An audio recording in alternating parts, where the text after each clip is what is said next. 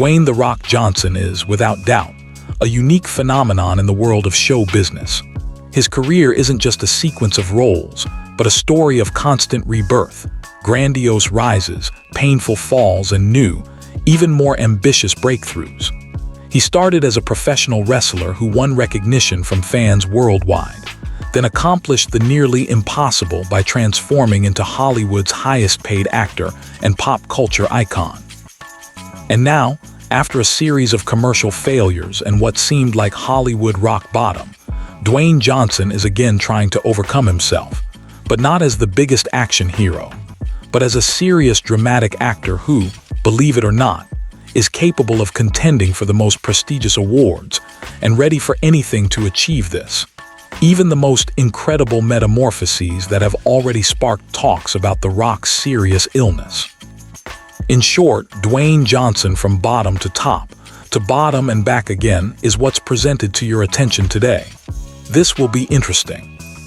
So Dwayne Johnson's path to cinema wasn't initially so obvious. Like many athletes, he tried himself in Hollywood, but unlike others, he didn't become a one-role actor or some episode player, but quickly exceeded all expectations.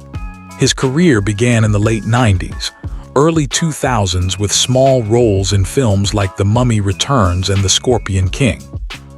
The Rock used his incredible charisma, athletic build, and of course, his ability to work with audiences that he honed in the WWE ring. For a long time, Dwayne was known exclusively under the pseudonym The Rock, and it seemed this image would always be his main calling card. However, the actor gradually began expanding these boundaries, and by the 2010s, Dwayne Johnson became a real megastar capable of independently carrying films and entire franchises.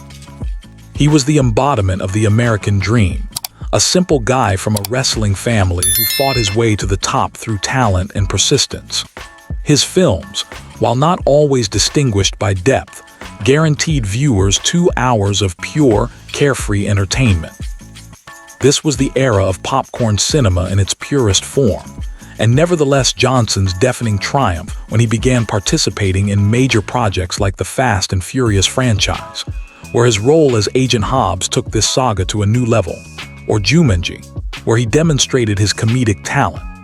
In 2016-17, Dwayne Johnson was recognized as the world's highest-paid actor, and his films aimed at broad audiences brought stable, huge box office collections.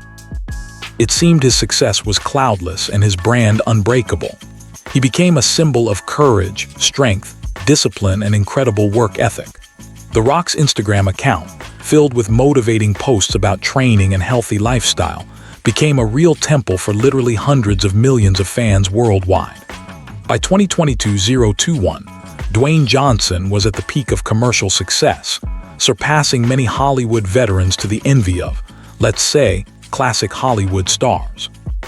And when it seemed Johnson had finally conquered the summit, as often happens, fortune didn't let him rest on his laurels and began turning away from him, when after a series of triumphant years in Dwayne's career, a turning point emerged.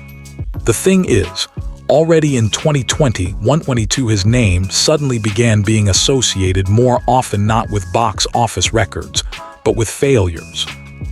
One of the first warning bells was the 2021 film Jungle Cruise, where Johnson paired with Emily Blunt tried to recreate the spirit of Pirates of the Caribbean.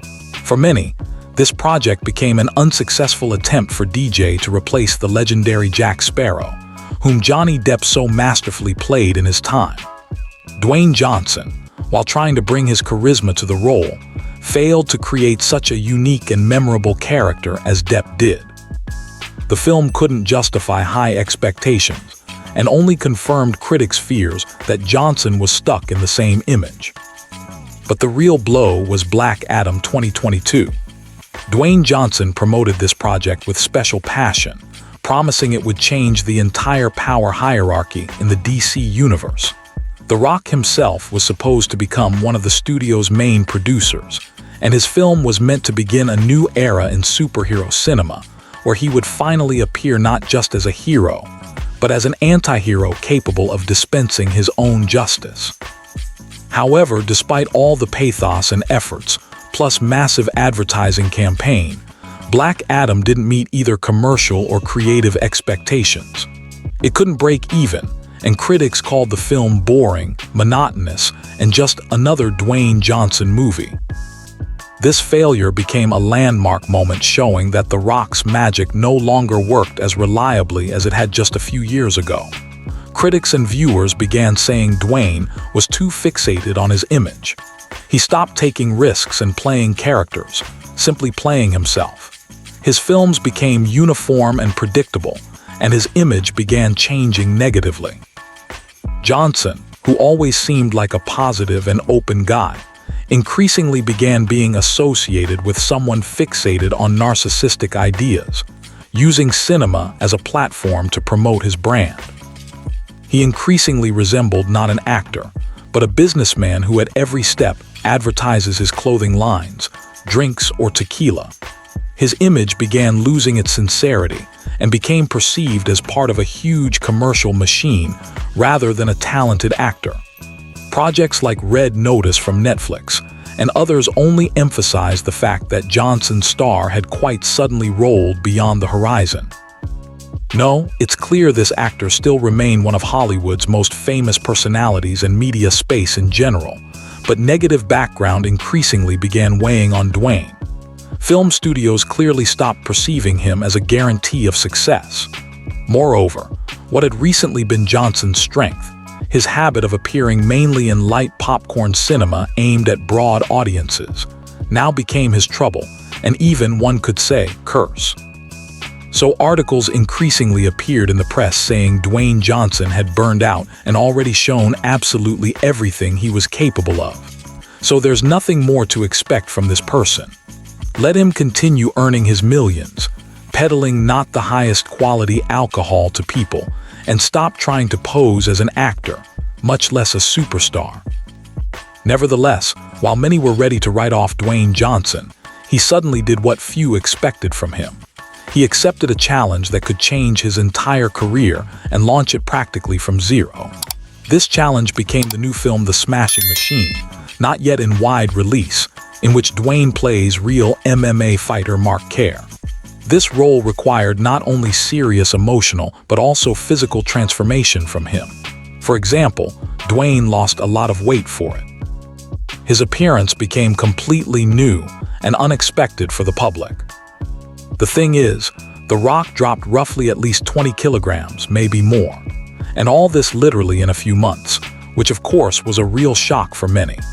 People began seeking explanations for such changes, and not everyone believed this was done exclusively for filming, and some even began drawing quite unpleasant parallels with the sharp change in appearance of the now sadly deceased Chadwick Boseman. Oil was added to the fire by the fact that The Rock himself recently admitted he's had very serious health problems for the past few years, including with his intestines, which he doesn't know how to overcome. Again, tragic similarity with Chadwick suggests itself here, naturally, since he died precisely from intestinal cancer. In general, the press and various forums and groups began discussing such rather alarming changes in Dwayne Johnson's appearance. Although it still seems to me this was consciously done specifically for the role. After all, on screen The Rock also refused his signature image of a muscle mountain and unshakable strength, and appeared before viewers as a much more fragile and even, one could say, broken person. The plot of his new film focuses not on Kerr's victories in fights, but on his personal drama, struggle with opioid addiction, and complex relationships with loved ones. The world premiere of the new film, which took place at the 82nd Venice Film Festival, became a real sensation.